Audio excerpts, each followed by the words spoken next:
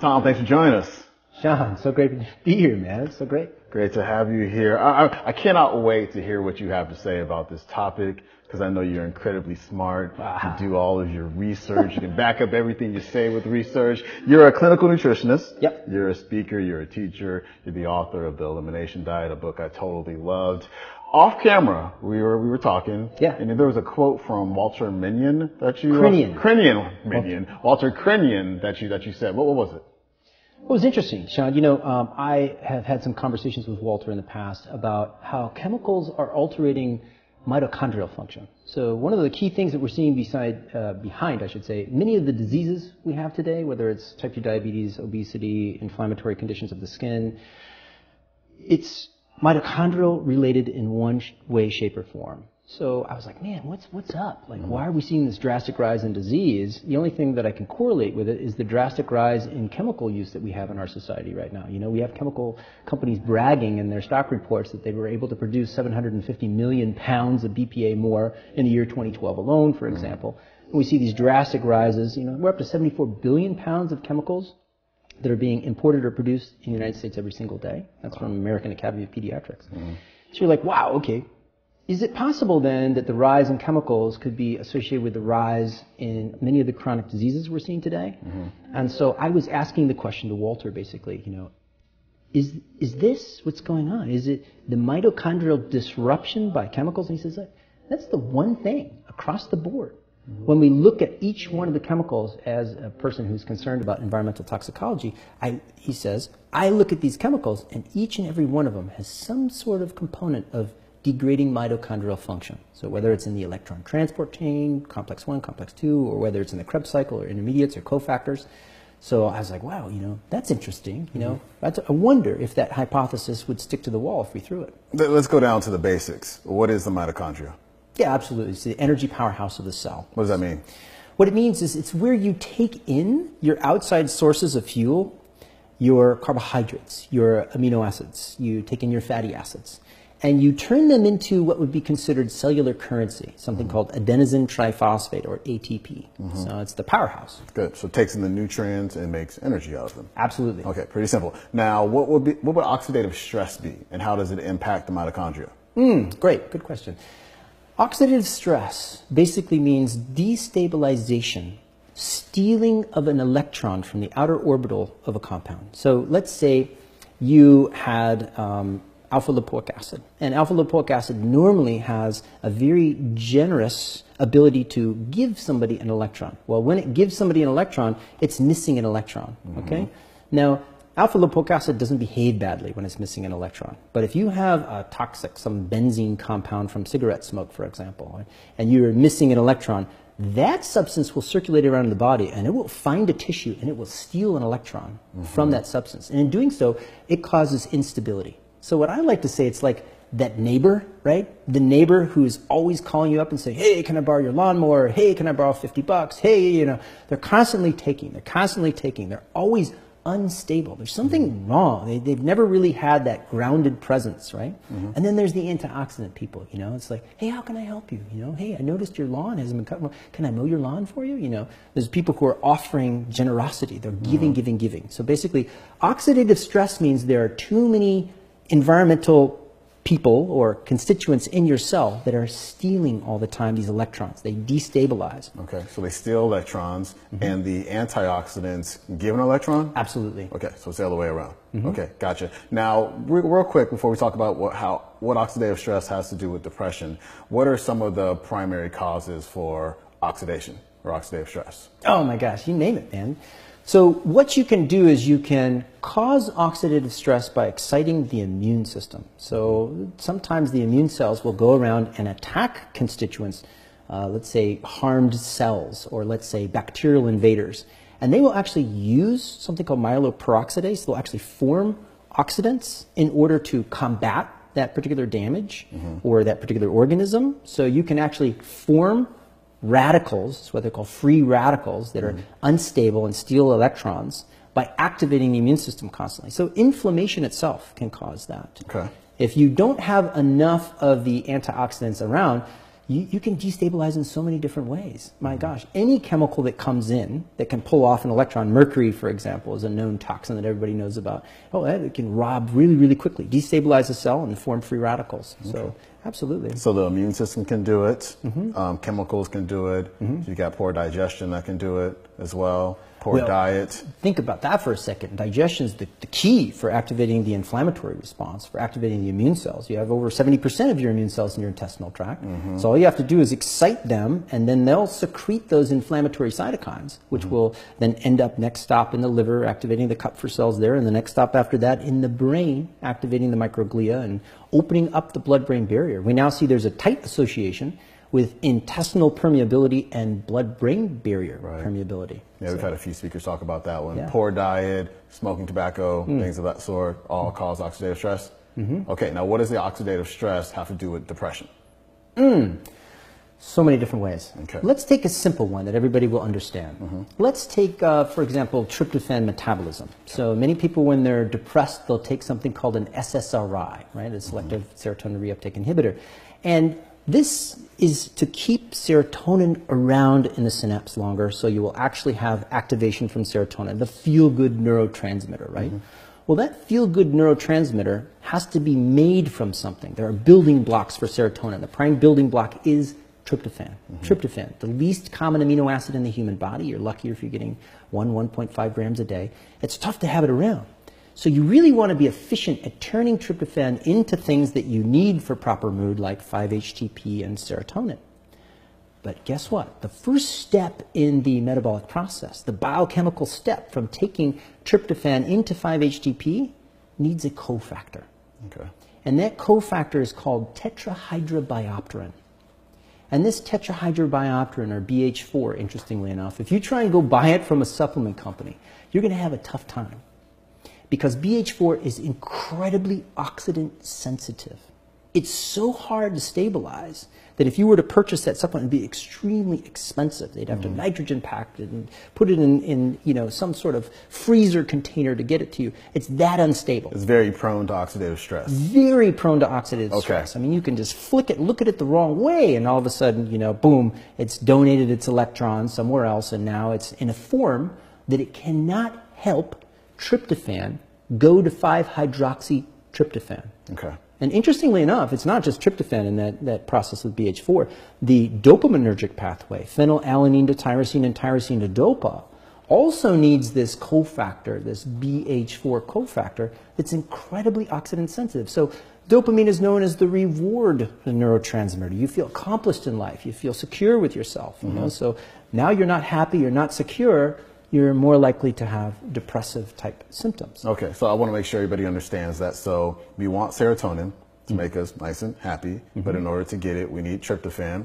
And tryptophan needs to turn into 5-HTP. 5-HTP turns into serotonin. But in order for the tryptophan to turn into the 5-HTP, so it can turn into serotonin, you need the BH4. Right? And if that BH4 is so prone to oxidative stress, if there's a lot of oxidative stress going on in the body, it damages that BH4 and it can't do its job. So you're not going to be as happy because you don't have the serotonin, right? Absolutely. Okay, cool. That's one way. Okay, one way. Give us another way. We got another way. Okay. So in states of inflammation, in states of oxidative stress, you will upregulate certain enzymes, an enzyme called IDO. And this IDO enzyme actually will degrade tryptophan. So it pushes tryptophan, instead of turning into, this is called the serotonergic pathway we're dealing with now. Okay. Tryptophan to serotonin, called the serotonergic pathway. Instead of pushing tryptophan through the serotonergic pathway, when you have a lot of inflammation, when you're activating the microglia in the brain, for example, and you have chemical exposures, you've got stress, you have whatever it is that's activating the microglia, you have gut problems, right? Then you'll actually turn on these cytokines, IL-1, TNF-alpha, the ones you're familiar with, IL-6, and those will turn on this IDO enzyme.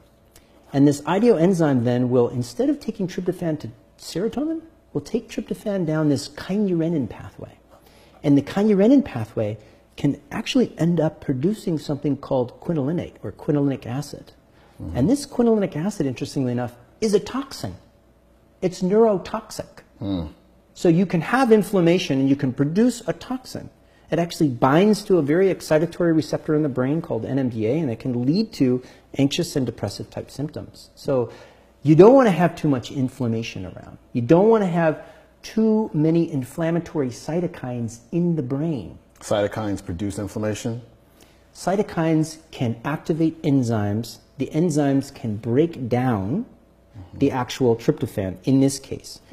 If the cytokines interact with other cells in a particular way, they can cause oxidative stress. So the cytokines produce IDO, or they cytokines stimulate the production of IDO. Stimulate the production of IDO, and so instead of tryptophan going down and making 5-HTP and making serotonin, the tryptophan instead gets turned into quinolytic acid by way of the IDO, and that's a neurotoxin, which is going to fry the brain even more, which causes more mood problems.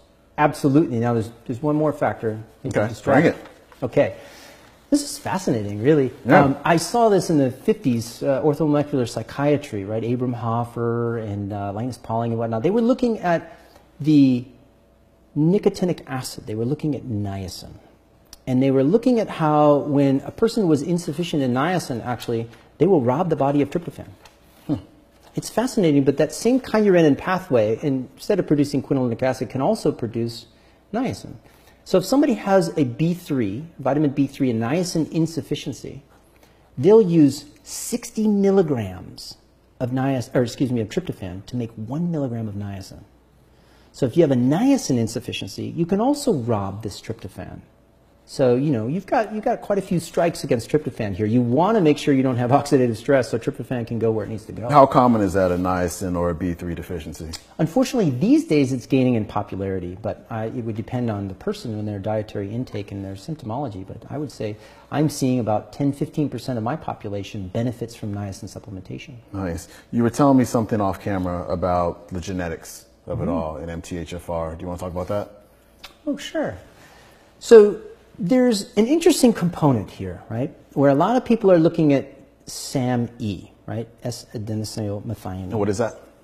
SAMe is the donator of one carbon, a methyl group called, it's C, and then H3 is just basically the name is a methyl group, or single carbon metabolism is what this pathway is called. And a lot of people are looking at genetics, and they're saying, hey, we've got a concern here. You've got your 5-MTHFR, you've got a 677 C to T, SNP is what it's called, right? You have genetic issues, and therefore you're not producing enough of this very important methyl donor to give you SAMe to make different reactions occur that help mood tremendously, whether it's phosphatidylethanolamine to phosphatidylcholine, whatever it is that you're looking at for methylation reactions that improve mood. There's quite a few of them, actually. And the viewers can learn more about that in Dr. Ben Lynch's talk. Yes, okay. I'm sure they will. So the concentration is, if you have these genes, you're sunk. You're more likely to have depressive issues and whatnot. But my argument, Sean, is that in the last 14 years, we've seen a drastic rise in depression. We've seen use of these medications go up over 4 times. And our genes haven't been changing. So what has been changing? And there's a lot more oxidative stress. There's a lot more chemicals. There's a lot more busy schedules. There's a lot more reasons that people can have oxidative stress. And if you look at the research, you can show that when people have these genetics in certain parts of the world where they eat high folate-rich diets, and they're getting the activated folates from the diet, it's not so much of a concern for their disease risk rates. That's exactly what Dr. Ben says, is to eat more leafy green vegetables so you can get the methylfolate. Yes. So you skip that whole process. Yes. That involves the MTHFR gene or enzyme. Right. And at the same time you're consuming those greens, you're also getting a bunch of antioxidants, interestingly enough. But what I'm seeing in the literature is some nuance that no one's paying attention to. And that is 5-MTHF is an antioxidant. Methyl B12 is an antioxidant. So when you are supplementing these things, yes, they may become a cofactor for the formation of SAMe and methylation reactions, or they may be used up in the brain to quench superoxide radical, peroxynitrite. They're used as antioxidants. They'll actually donate their electrons to actually stabilize the brain in different ways. So while we're hypothesizing that a lot of the effect might be on this methylation in SAMe, it does have an effect, absolutely. But there's also a secondary component of oxidative stress. And no one's considering the fact that you may need to be recommending high levels of 5-MTHF to notice the benefit in depression because the person is under oxidative stress, because the person's gut is on fire from their food sensitivities, because this person is under a tremendous amount of stress, because the person is eating a non-organic diet that might be laden in pesticides. So there are other factors involved there as well. Okay, I'm glad you mentioned that. Now, chemicals. I want to get deeper into the causes. I know you're the guy when it comes to chemicals, and you covered some of the stats earlier. Talk more about that. Okay, yep, we talked about the 74 billion pounds of chemicals being imported or produced every single day. The reality about chemicals is they can have an effect on so many different ways. One of the fascinating things I've been looking at in the autism community and elsewhere is how chemicals turn on enzymes. So you have phase 1 and phase 2 detox, right? You know about the cytochrome P450 hydroxylase enzymes, right? Same kind of class of enzymes that are activating the tryptophan. Interesting. I know a little bit about it. Yeah. Our audience may not. You want to tell them what that means? Yeah. Okay, let's simplify it ad nauseum, okay? So we'll say the primary 2 phases of detoxification everybody talks about are phase 1, which is have a toxin come into the body and you put a chemical handle on it. In this case, we're going to talk about a hydroxyl group. Okay. You put a chemical handle on it. Then these phase 2 compounds, we call them conjugates, will come in and grab the handle at the hydroxyl group, and they will create a more soluble substance between the toxin and this conjugate, and then they're able to be excreted out of the body. So phase 1 puts a handle on it. Okay. Phase 2 grabs the handle, pulls it out of the body, right? So phase 1, phase 2. When you have lots of chemicals around, the body upregulates the phase 1 enzyme pretty quickly, oftentimes. There are some things that reduce it, but the vast majority of the chemicals we're seeing in high concentrations will upregulate that phase 1 enzyme. Okay, so more handles? More handles. Okay. That's awesome, except for the fact that in that handle state, many of these toxins are actually more toxic, they're more reactive. So if you have the phase 2 to come and grab them and pull them out, you're golden. If you don't, you're in trouble. So I would say the primary concern I'm having is that I'm noticing that these hydroxylase enzymes are being upregulated in the wrong place sometimes. So in the case of BPA, for example, bisphenol A, that plasticizing agent I had mentioned earlier, the one that's now being used in billions of pounds a year. And what is that in? Canned foods, right? Canned linings, plastic bottles. It's on the cover of the actual receipts, that slippery stuff that you have that now it's probably coated in your pockets and your dollar bills and in your laundry.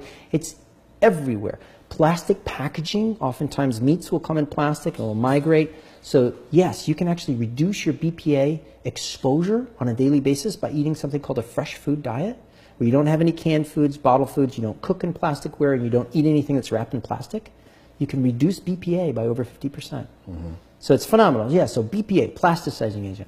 What I see in the literature, it's fascinating, is that this BPA will come in and activate a hydroxylase, quote, phase 1 enzyme, but the hydroxylase phase 1 enzyme that's activated is called the 24-hydroxylase enzyme.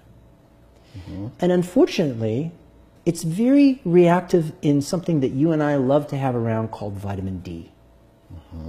Vitamin D, known as 25-hydroxylase, or the active hormone known as 1,25-dihydroxycholecalciferol. This is an important immune modulating substance, vitamin D. It can turn off inflammation, okay? But what happens is, and I'll get to that in just a second, let me tell you a story about that, but let's talk about the fact that when you have BPA around and you upregulate this 24-hydroxylase, it starts going around and puts 24-hydroxylase, the hydroxyl group, on vitamin D. So instead of having 25-hydroxycholecalciferol, you now have 24-25-hydroxycholecalciferol, and the body looks at that and says, I can't use that. I'm going to degrade it. So what I'm trying to tell you is you have certain chemicals around, you degrade certain nutrients. In this case, we're talking about vitamin D. So the vitamin D, which could be quenching the inflammation, gets attached to that 24-hydroxylase, and body can't use it. Vitamin D is now known as one of the most potent immune modulator substances on the planet. You want it to be available. Right. Right. Okay. In the mid to late 2000s, I was actually at University of Wisconsin Madison campus, and I interviewed Dr. Colleen Hayes. And she was looking at research back then on how she could turn off an animal model of MS, of inflammatory autoimmune responses in the brain of these rats, just with vitamin D. And she disclosed something to us fascinating, Sean. She said, it looks like the human body has about 48 hours. We give ourselves 48 hours. When we have an insult, we have whatever it is, we'll let our body ramp up inflammation. We'll let it ramp up these immune cell activities for about 48 hours. Then each cell and the immune cells themselves will turn on this 1-hydroxylase enzyme. And then all of a sudden they produce the 1,25-hydroxy or dihydroxycholecalciferol, the active steroid hormone, vitamin D. And that changes the behavior of the immune cells. Now the immune cells will migrate out of the central nervous system. Now some immune cells will apoptose, they'll kill themselves. So she said, in essence, Tom, it appears as though vitamin D is an inflammatory turn-off switch. And we can actually calm down the inflammatory response in the brain with vitamin D. Now, if we have chemicals in our environment rapidly increasing every single year, I mean, you can't have billions of pounds of a substance and not have residues start appearing in breast milk and in urine and everybody's blood all over the place. That's what's happening now. And no one's associating the fact that we're now having, number one, a degradation of vitamin D, and now number two, an alteration of all sorts of different, we're seeing hormonal responses and everything else from these chemical substances. That was an injectable vitamin D, right? That was in that particular study. Okay, so high dose? Well, it's not necessarily high dose. You just need to make sure that you keep your 25-hydroxy-D levels in a range that would be what would be considered therapeutic. And many people would argue that was about a 40 to 60 nanogram per ml range. Okay, so that's that phase 1, correct? What about the phase 2? What can we do about that? Here's the exciting stuff. I mean, honestly, Sean, if you look at the research right now, it's really hopeful because a lot of people are showing that inflammation, oxidation in the brain are behind depression. That's where we're going next. We're going to turning down the inflammatory response. We're going to reducing the amount of oxidants in the brain. And that would include then getting rid of some of these toxins, right? Well, there's thankfully a phenomenal substance found in nature that can do many of these things. Okay? This is coming from the research at Johns Hopkins University, 1992, Paul Talley, Dr. Kang. They've done it brilliantly at pointing out the fact that a compound called sulforaphane found in broccoli sprouts, you've heard of the cruciferous family of vegetable, broccoli, kale, cauliflower, Brussels sprouts, radishes, arugula. All of these things have this sulforaphane compound, broccoli sprouts by far the highest. And this sulforaphane compound does something fascinating. When you have it in your cells, it can go down and it will bind to a substance called KEAP1 that's hoarding or attached to something called NRF2. You've heard about NRF2. Right. Once it binds to that KEAP1, it lets go of the NRF2. The NRF2 then migrates down into the nucleus of the cell and binds to something called the antioxidant response element. This antioxidant response element is basically a treasure trove of your book of life. It starts reading these amazing proteins that help with antioxidant function, amazing proteins with detoxification function. They are the primary phase 2 conjugate proteins you need to grab onto that handle, pull the toxins out. But at the same time, they're working on glutathione transferase, glutathione peroxidase, quinone reductase, thyroid reductase, all of these amazing antioxidant replenishing proteins as well. So you get antioxidant protection and you get detoxification proteins to pull toxins out. It seems to be the magic 1-2 combination. In fact, I'm seeing some preliminary data now showing that they're going to start looking at sulforaphane for major depressive disorders. So that would be glutathione, SOD, those antioxidant enzymes? Absolutely. Okay, now how are those antioxidant enzymes? So let me just do a quick review. Yeah. Toxin comes in, put a chemical handle on it, it goes to phase 2. So sulforaphane helps to increase those antioxidant enzymes that pull them out of the body. Yeah. Is that correct? Phase 2 detoxification enzymes. So they're the ones grabbing the handle and pulling them out. So you want to make sure those things are high. Now those are antioxidant enzymes. How is that different from taking antioxidants in supplements or taking them in food? Huge difference. Okay. Absolutely huge difference. So what's the most common antioxidant everybody takes? Vitamin C. Vitamin C. Okay. Let's take that as an example. So vitamin C, if you consume orange juice, for example, I'm drinking my orange juice, I'm getting my vitamin C. You'll take that in, and you'll have antioxidant protection from that vitamin C for about 6 hours. And the reality is what happens is you're on a 1-to-1 battle ratio. You have one free radical that's missing an electron, and you have one antioxidant that donates the electron. Okay, so free radical, antioxidant. Boom, 1-to-1 ratio, interaction is done. Right. Once you've used up all that vitamin C, done. 6 hours, done. Okay. Right? What I'm talking about is ramping up each and every cell's ability to produce antioxidant and detoxification enzymes for 94 plus hours. That's a big difference. Days and days at a time. Okay, so one single consumption of a quarter cup of broccoli sprouts is going to ramp up your enzyme capacity for days, not just hours. So it's a total different ballgame. So it sounds like the to-do list here is this: reduce inflammation. Absolutely. That's number one. Talk about curcuminoids. Oh my gosh.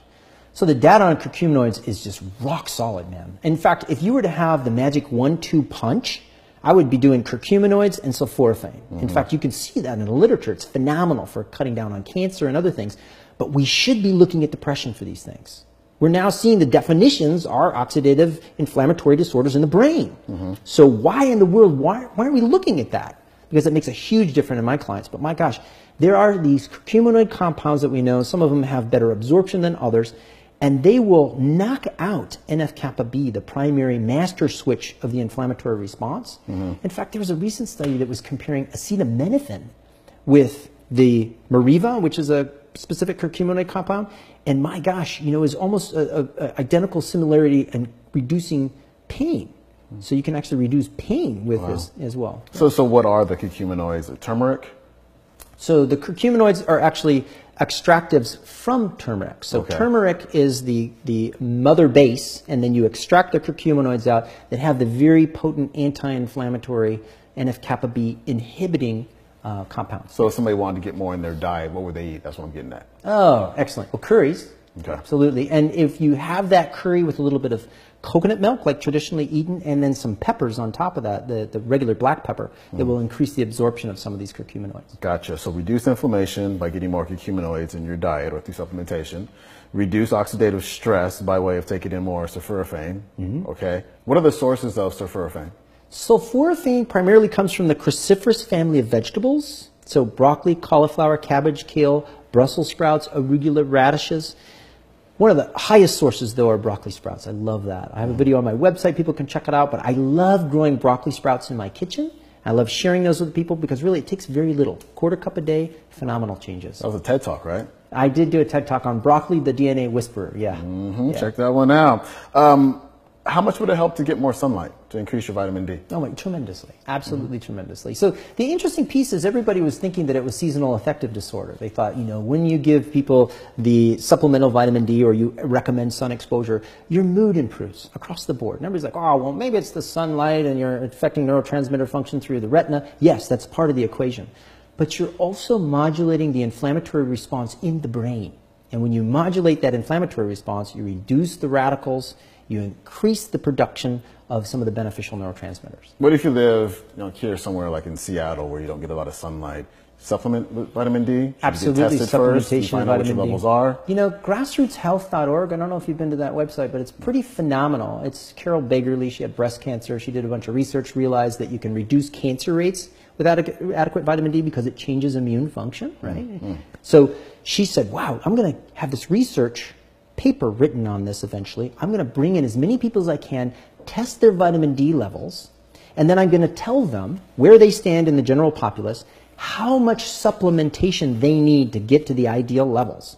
So she has these killer charts on her website, and it shows you if you're at 20 nanograms per ml right now, that you should be taking approximately 5,000 IUs per day, and then you can expect within X amount of weeks' time to have an increase. It's brilliant. So grassrootshealth.org, you can get tested there. You can find out your results. Do you have any resources for people who want to reduce their toxic load?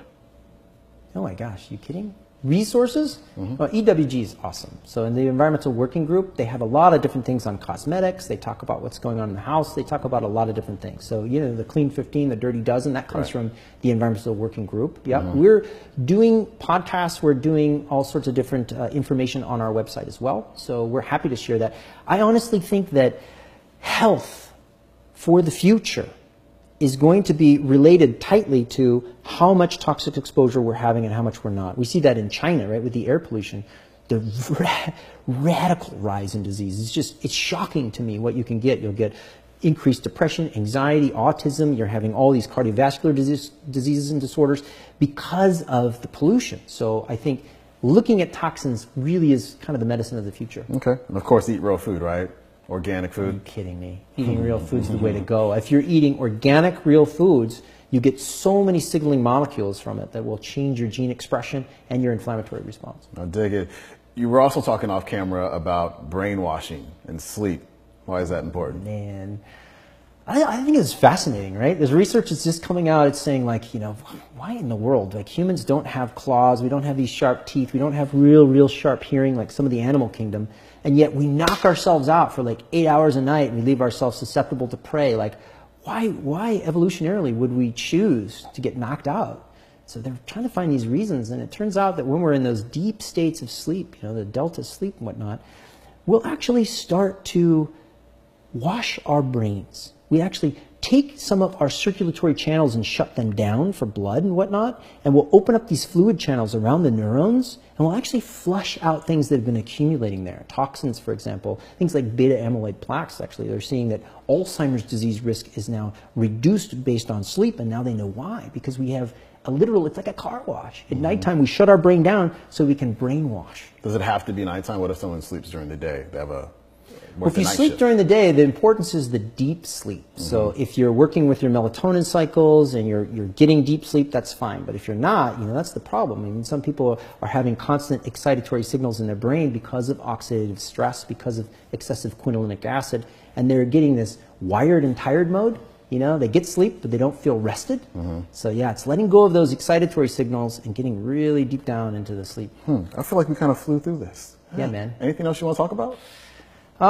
It's just great to have you here, man. I wish I could take you hiking, but I know you got a tight schedule. You got to get out of here, get to the airport. Well, let's talk about your website. It's wholelifenutrition.com. You said you have resources about .net. Yeah. Wholelifenutrition.net. You have resources over there about the elimination diet book that you put out. Toxins. What else? Well, we mentioned all the things people need to know about going gluten-free, and basically we're getting into everything that I'm talking about here. We talk about vitamin D and toxicity. We talk about all the importance of broccoli sprouts. We talk about consuming coconut water, for example, for hydration. We're going to be talking about sleep. We talk about all sorts of different things there. So anything that you hear me talking about, it will be mentioned on the site. You've got a couple of programs over there as well. You have the elimination diet program, and you also have a progressive practitioner program. Talk about the two of those. Yeah, well, the elimination diet program is basically, elimination diets are probably the most potent functional medicine tool on the planet, but they're not easy for some people. Some people need support. Some people need recipes. Some people need webinars with me, Q&A time with me, audio support via MP3. So that's what the elimination diet program is. I walk you through the elimination diet, and I guarantee success. I mean, you will have a fun time, feel better, enjoy your process. So that's awesome. The other thing is we've got this amazing practitioner coaching program that I put together where I've just sucked in all the knowledge from Walter Crinian and Dr. K, and wherever I go, I look at the research, I put it together in these presentations that get to the root of why people are suffering from irritable bowel, why people are suffering from depression, why. We answer all those. We go into the molecular mechanisms. I pass you the research studies. We look at case studies, and then we have dialogue. It's fun. It's really fun. Very good. Again, that's wholelifenutrition.net. Yeah. Tom, thanks so much. Great stuff. Pleasure, Sean. Nice to see you, man. Likewise. Yeah.